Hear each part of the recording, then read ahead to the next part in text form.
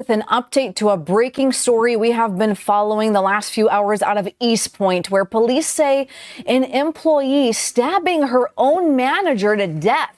This all happening inside a McDonald's on 9 Mile. There was some sort of verbal altercation between this manager and an employee who, incidentally, the daughter says they were friends, that they were friendly. The employee goes home, according to police, gets a knife, comes back, stabs the manager. We've learned her name is Jennifer Harris, 39 years old. 6 children, a single mom, working here for 15 years, stabs her to death.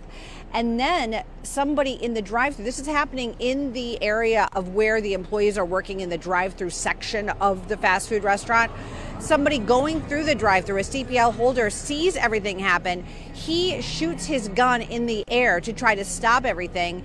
Unfortunately, he is not successful in doing so. But as the suspect is running out of the McDonald's, the police say that the man with the gun actually ran after her and held her at gunpoint until police arrived.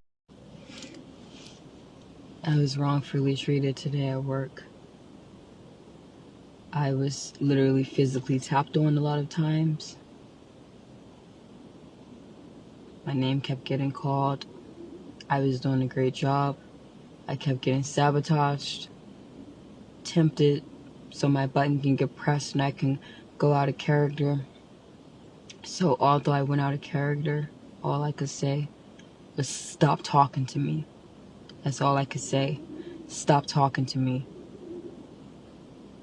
And to walk into my space, still bothering me, and I said, get away from me. Please get out of my space if you don't mind. I can't talk right now, and you still continue to touch me. That made me very unhappy. It was ridiculous. Because I know that I'm a great person. And I know I won't be tolerating that. So since they decided to bully me, let the universe show them what's next. Because it wasn't right. It was ridiculous. And there will be hell to pay for that. Without a doubt. Telling you. But to get sent home 2 days in a row, man, and I came in on my off day to make up my time, and she still sends me home early, it's not funny. Somebody will have to do something about that. It's not funny. It's not fair. It isn't funny at all. So, you know, she could keep being a bully if she wants to, but that shouldn't catch up to her. Because it ain't funny at all. It ain't. Swear to? Please raise your right hand. Do you swear that the information being provided is true and accurate to the best of your information, knowledge, and belief, subject to penalties of perjury? I do. Put your hand down. With regard to the defendant, Afeni Muhammad, please set forth the factual basis for the warrant request. Yes, Your Honor. 7/10/25, McDonald's employee Afeni Muhammad stabbed McDonald's manager Jennifer Harris multiple times with a kitchen knife at the McDonald's restaurant at 17921 9 Mile. Harris was not armed at the time and died of her injuries. Prior to the stabbing, Muhammad was sent home by Harris for not performing her work duties and told Harris, "I'll be back." Muhammad was arrested on scene and the knife was recovered. Muhammad admitted that she intended to kill Harris and stated that after she was sent home, she drove to a nearby park, decided to come back and stab Harris with a knife that she had inside of her vehicle. When Muhammad returned to stab Harris, she entered the back entrance with a hood mask over her face in an attempt to conceal her identity and attempted to flee the scene after the stabbing, but was stopped by an armed customer. And the requested charges are murder in the first degree, count 2, dangerous weapon, carrying with unlawful intent, and there's a habitual second notice offense. Is that correct? That is correct, Your Honor. The warrant is being signed and we can proceed to arraignment. Thank you, Your Honor. Calling file number 25354, People versus Afeni Muhammad. Counsel appearances for the record, please. Dr. Gash, on behalf of the people. Thank you very much, Your Honor. Please, this honorable court, may I Muhammad, who does appear to be you. Your name, please, ma'am. Afeni Muhammad. Very good. You're here today for arraignment on the charges of murder in the first degree, premeditated, count 2, carrying a weapon with unlawful intent, and a habitual second notice. Mr. Licata, how does your client wish to proceed? Thank you very much, Your Honor. At this time, my client is asking the court to turn not guilty plea, and this matter set for a probable cause conference in the preliminary exam. I have advised my client of her rights, as well as the charges against her and the potential penalties. We are ready to proceed on those grounds. Very good. Ma'am, do you understand the nature of the charges against you to your satisfaction after talking to your attorney?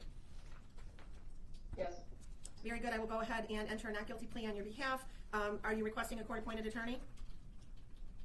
Yes. I will appoint an attorney to represent you. We'll set this matter for a probable cause conference on July 23rd, 2025 at 1 p.m. The preliminary examination will be on July 30th, 2025 at 1 p.m. As to bond, Mr. Licata? Thank you very much, Your Honor. Just briefly, my client is 26 years old, does live in Great City at Eastpointe.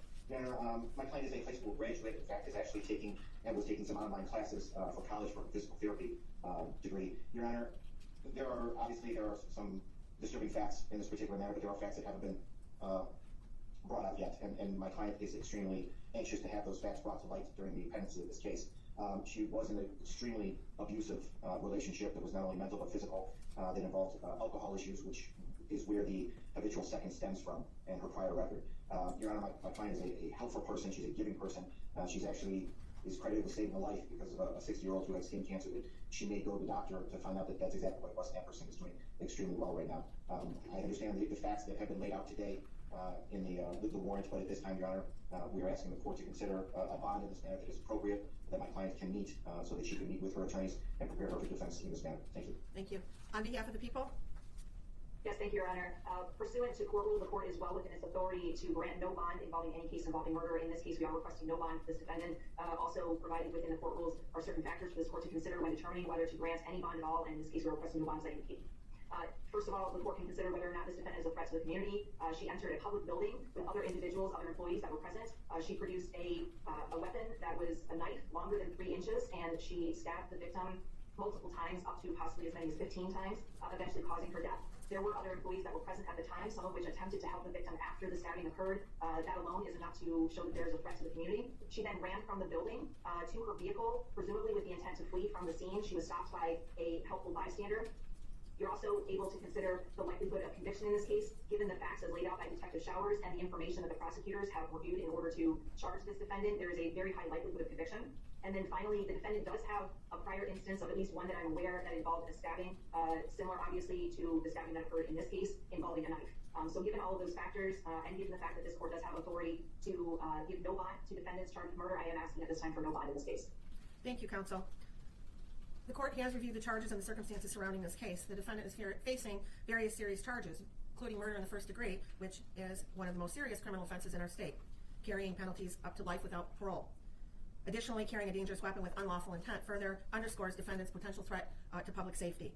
Defendant has a prior criminal record out of Virginia for malicious wounding. It was actually felony malicious wounding that was reduced to unlawful bodily injury concerning a stabbing, and that is what gives rise to the habitual second.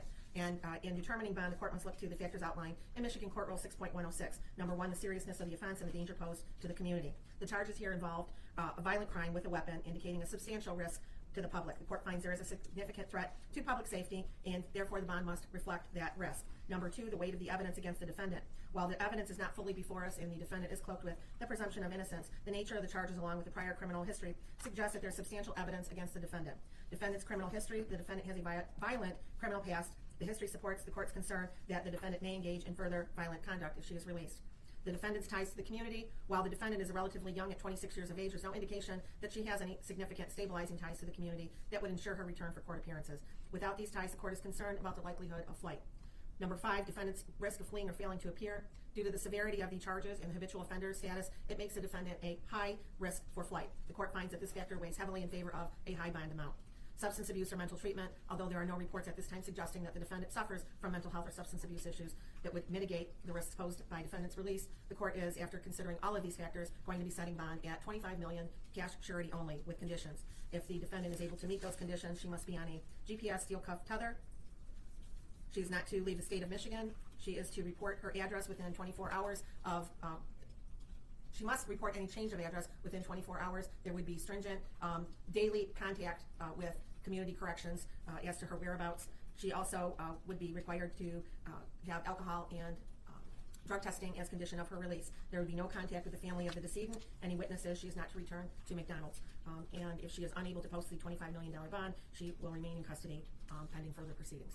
And that concludes this matter for today. We will see you back here, ma'am, on July 23rd at 1 o'clock for your probable cause conference. Thank you. Thank you, Your Honor. Thank you very much, Your Honor.